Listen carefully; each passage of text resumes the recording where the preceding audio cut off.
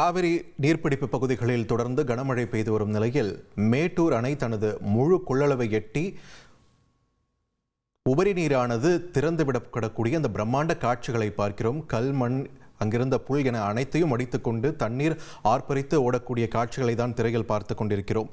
கூடுதல் விவரங்களை வழங்க இணைகிறார் எமது செய்தியாளர் காமேஸ்வரன்.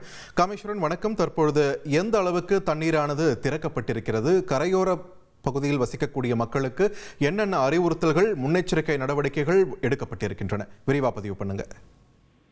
மேட்டூர் அணைக்கான நீர்வரத்து தொடர்ந்து அதிகரித்து வந்த நிலையில் இன்று மாலை 5 மணி நிலவரப்படி மேட்டூர் அணை தனது முழு கொள்ளளவான 120 அடியை எட்டியது.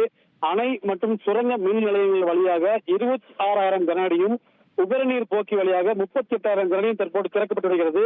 இதன் காரணமாக காவேரி கரையோரம் வசிக்கும் பொதுமக்களுக்கு வெள்ள அபாய எச்சரிக்கை விடப்பட்டுள்ளது. மேலும் மேட்டூர் அணைக்கான நீர்வரத்து அதிகரிக்கும் பட்சத்தில் அந்த நீர்வரத்தை அப்படியே முழுவதுமாக உபரிநீராக வெளியேற்ற வாய்ப்புள்ளது. இதனால் காவேரி கரையோரம் மற்றும் டெல்டா மாவட்ட ஆட்சித்தலைவர்களுக்கு தமிழக நீர்வளத்துறை சார்பாக ஒரு சுற்றறிக்கை அனுப்பப்பட்டுள்ளது. காவேரி கரையோரம் பொதுமக்கள் குளிக்கவோ, துணி துவைக்கவோ, செல்பி புகைப்படம் எடுக்கவோ கூடாது என்று அதில் அறிவுறுத்தப்பட்டுள்ளது. இந்த நிலையில் தற்போது தமிழக சுற்றுலாத்துறை அமைச்சர் ராஜேந்திரன் அவர்கள் மேட்டூர் அணையை பார்வையிட்டு பாதுகாப்பு ஏற்பாடுகள் குறித்து ஆலோசனை மேற்கொண்டார். தற்போது மேட்டூர் அணை உபரிநீர் திட்டத்தின் மூலம் சேலம் மாவட்டத்தில் உள்ள வறண்ட ஏரிகளுக்கு நீர் நிரப்பும் திட்டத்தை தற்போது துவக்கி வைக்க உள்ளார். நன்றி காமேஷ், உங்களுடைய விரிவான தகவல்களுக்கு.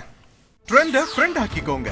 2.5 கோடிக்கும் அதிகமான தந்தி டிவியின் சப்ஸ்கிரைபர்ஸ் அண்ட் ஃபாலோவர்ஸ் குடும்பத்துல நீங்களும் இணையுங்க.